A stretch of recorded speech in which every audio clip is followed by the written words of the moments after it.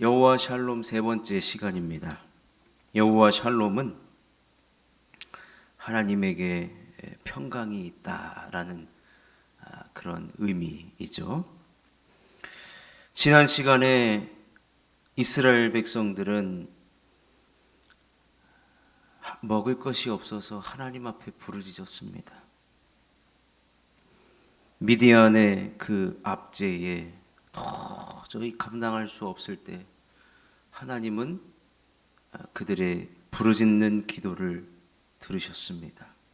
들으시고 또 기억하시고 그들에게 문제의 해결을 예비해 두셨습니다.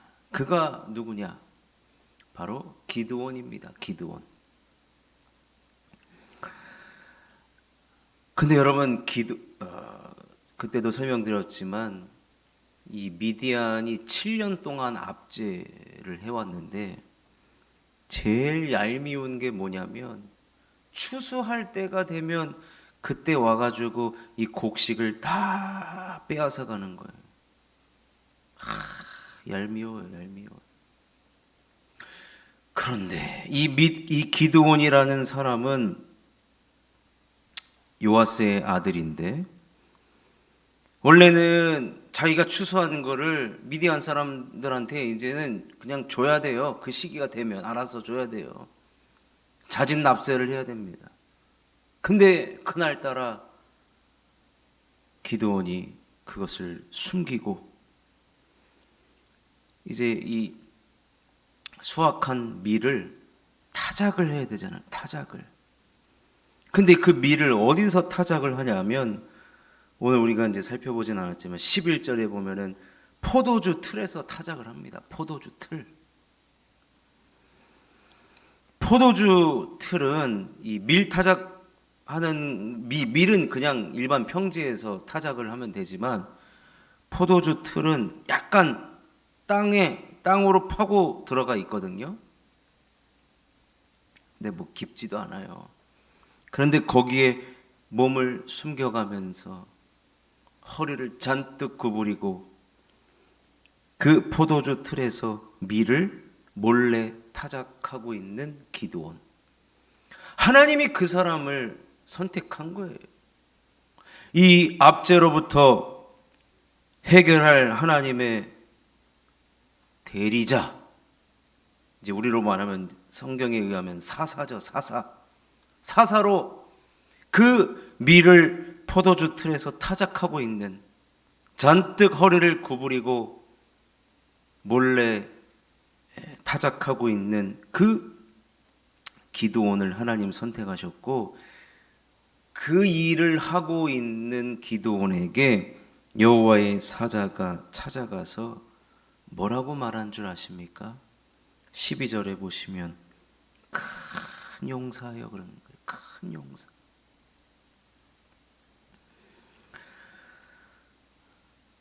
큰 용사. 여러분, 큰 용사. 대범한 용사, 대장부 같은 사람은 그렇게 구부려가지고 밀을 포도주 틀에서 타작하겠습니까? 기드온과는 어울리지 않는 말입니다. 그런데 여호와 샬롬의 하나님께서는 그 기드온에게 큰 용사라고 그렇게 말해 주셨어요. 여러분 이 큰 용사라는 말을 히브리 말로 깁보르 하일이라고 합니다. 이 말은 여러분 꼭 기억해 두시면 좋겠어요.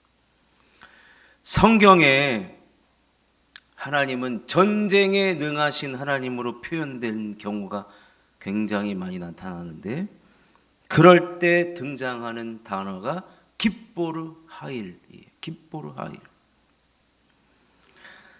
큰 용사 깁보르 하일을 문자적 그대로 해석을 하면 위대한 군인이라는 뜻이에요. 위대한 군인. 여러분 우리나라의 위대한 군인은 누가 있습니까? 위대한 군인. 위대한 군인 누가 있어요? 다 알잖아요. 이순신 아니겠습니까? 이순신. 근데 지금 소위 말하는 지금 쪼그려서 포도주 틀에 숨어서 숨는다고 해도 몸 절반 이상이 나와요. 그런 기도원을 향하여 하나님은 너가 이순신 같은 장군이여 이렇게 얘기해 주는 거예요. 분명히 기도원이 밀타작하다가 주위를 둘러봤을 거예요. 여기 이순신이 누가 어디 있나. 하나님께서 너와 함께 계시도다. 함께하는 기브온은 이제 큰 용사라는 것입니다.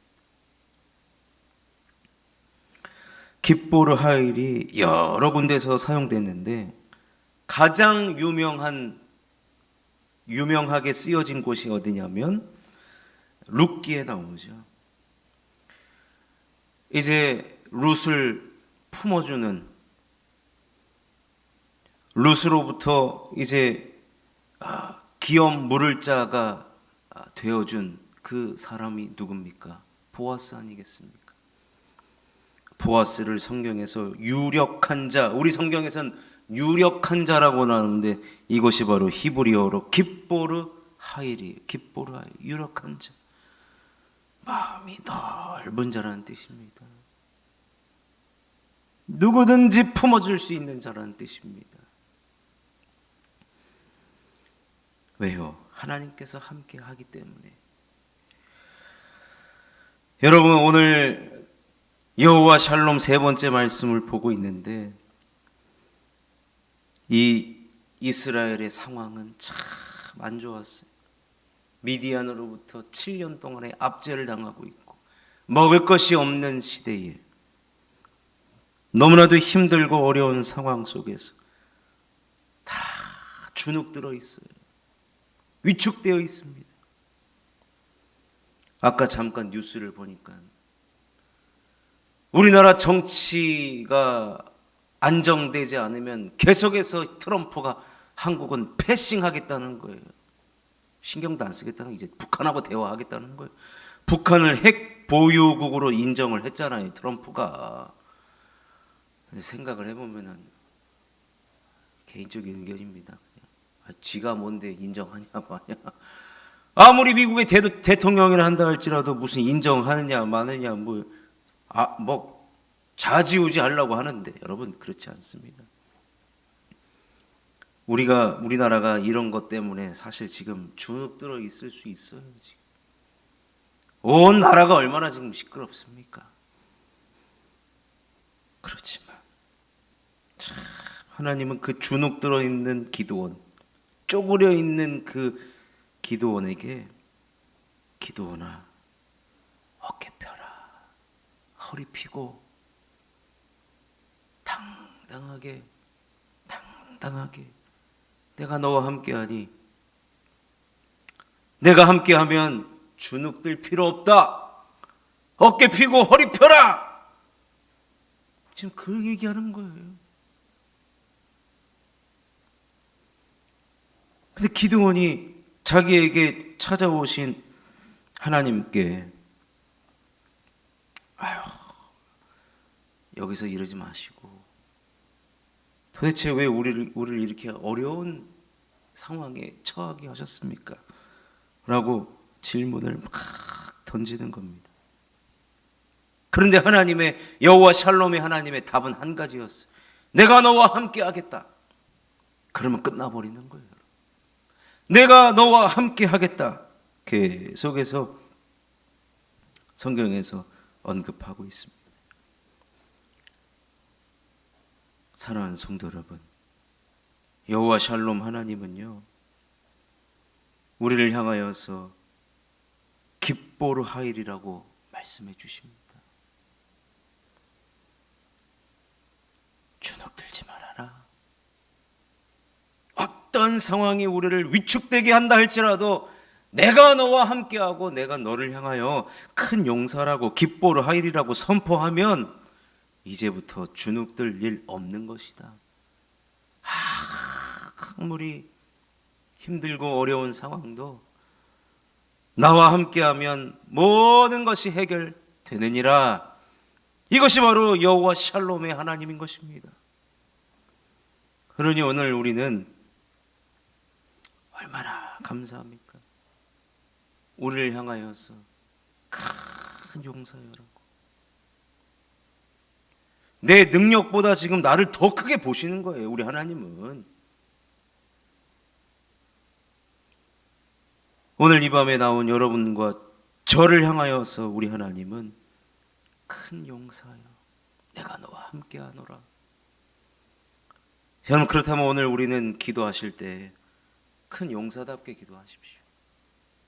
숨어서 누가 내 기도 소리를 들을까? 누가 내 기도를 보면 어떡하지? 이런 게 아니라 여러분 어깨 펴고 오늘은 아주 그냥 대장군답게 여러분 그렇게 기도하시면